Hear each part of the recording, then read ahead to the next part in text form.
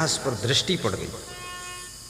इसलिए जिस मोहल्ले में जहाँ पर लोग गलत रहते हों वहाँ घर बेचकर दूसरी अच्छी जगह बनाइए। दुष्टों के बीच में घर होगा तो आपके परिवार के लोग भी दुष्ट बन जाएंगे, देख देख कर रोज रोज। गुजरात के लोग जब घर बनाते हैं तो आसपास का समाज देखते हैं। गलत लोगों के बीच में आप आश्रम बना दोगे तो परेशान हो जाओगे, वो दुष्ट तंग करते रहेंगे, आश्रम से ईर्ष्या करेंगे, आश्रम की मेड़ खोद देंगे। उन दुष्टों से बचना कठिन। तुम मंदिर बना दोगे दुष्ट के पड़ोस में, वो मुर्गी छोड़ देगा, मंदिर में घूमेंगी। तुम मुर्गी दिन भर रपटाओं की पूजा करो और वहीं मुर्गी लड़ करके पखना गिरा कर चली जाएंगी और 2-4 मुर्गी हुई अंडे दे के चली जाएंगी। अब अंडा लुढ़कत है। मुर्गी समझते नहीं कि ये मंदिर है कि आश्रम है। और पड़ोसी दुष्ट है, मुर्गी इसीलिए पाले तुमका तंग करे बदले। कितने लोग इतने मूढ़ है, तुम्हारे आश्रम के पड़ोस में सुअर पाल देंगे। अब सुअर टट्टी खाता है तो पूरी एरिया टट्टी लायक वहाँ इकट्ठा करके और की बदबू तुम्हारे आश्रम में आई, और सुअर जो निकल पाएगा वो आश्रम में घुस पड़ेगा। बहुत उपद्रव है संसार में। इसलिए दुष्टों के पड़ोस में घर मत बनाइए। नीति शास्त्र में कहा गया है, कुग्राम वासा,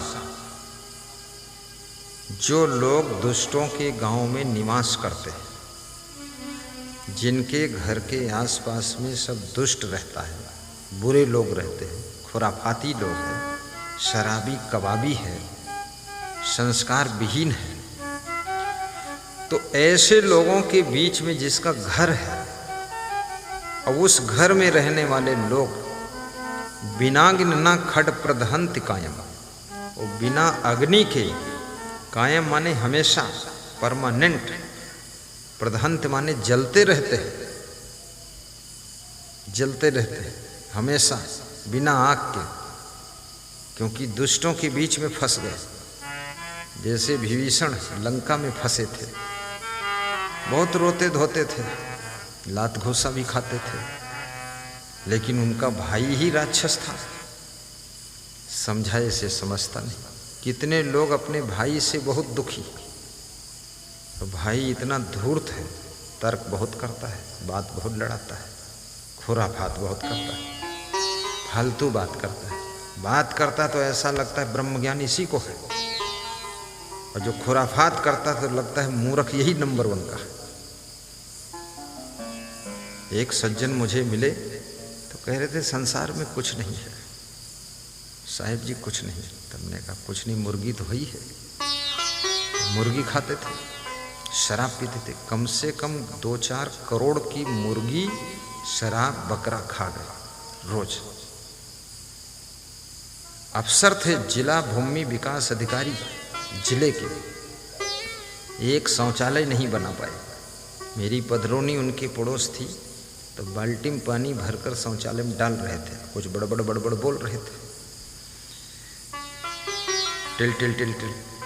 तो मैंने पूछा पड़ोसी से, ये बड़बड़ात का है? लेकिन बड़बड़ात क्या है? पापी है। तो मैंने कहा क्या पाप किया? बोले लाखों मुर्गी खाए हुआ है, ट्रकों अंडा खाई से, पूरा दुष्ट है। तो हम कहें तो पाप फलित कैसे हुआ? बोले 6 लड़की पैदा हुई, कोई लड़का पैदा नहीं है, और 6 में यहाँ शादी करे 2-3 मरी गई, शादी के बाद मरी है, बर्बाद देखो। अभी की पत्नी मरी गए हैं, अभी पागल बना अकेले घूमा करते, और भूमि विकास अधिकारी रहे। इका तो मुर्गी विकास अधिकारी बने चाहिए, मुर्गी विनाश अधिकारी। ऐसी दुर्दशा हुई है अंत में, जितनी मुर्गियों को खाया था उनकी आत्माओं का श्राप लग गया, सब परिवार का विनाश हो गया। ये पाप मत कीजिए। धन का भी सदुपयोग करिए, शरीर का भी सदुपयोग करिए। ये शरीर मंदिर है, ये खेल तमाशा नहीं है।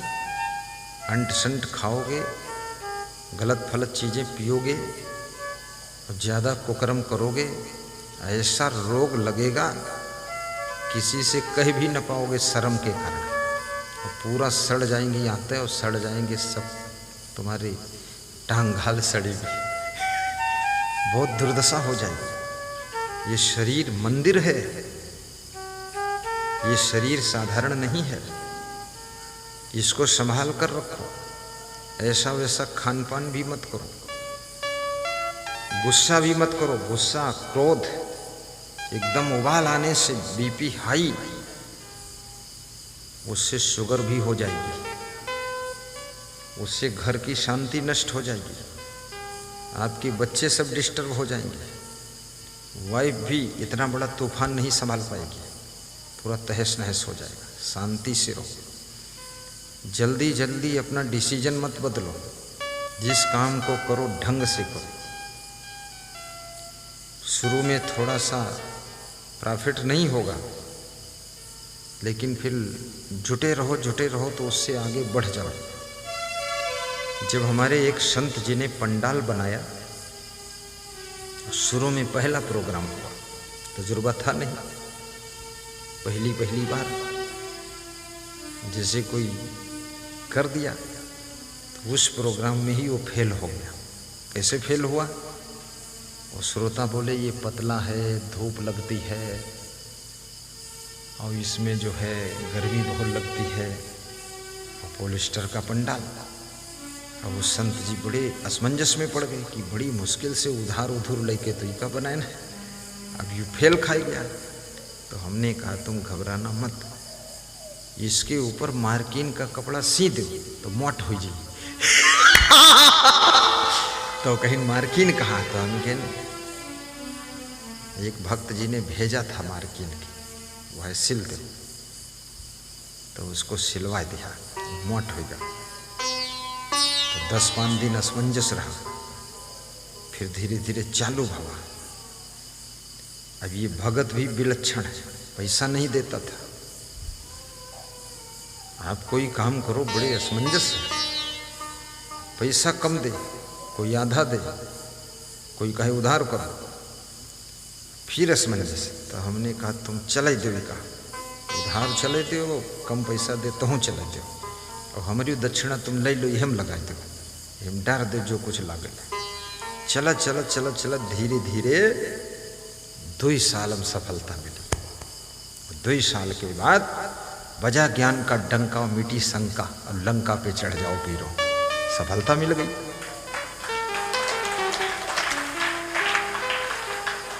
किसी भी कार्य में आप जल्दी जल्दी अगर चेंज करोगे, बहुत नुकसान होगा, उसमें जो मूल पूंजी लगेगी वो डूब जाएगी।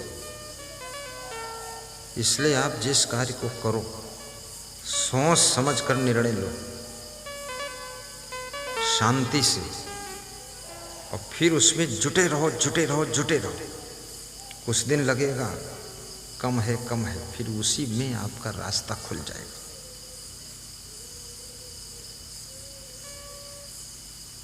फिर वो संत जी भी खुश हो गए, जो प्रबंधक जी थे। इसलिए क्रोध को कंट्रोल करो। ये क्रोध बहुत खतरनाक चीज है। ये गुस्सा, ये पति पत्नी का रिश्ता भी खत्म करा देता है। क्रोध में कितने लोगों ने आत्महत्या कर लिया है।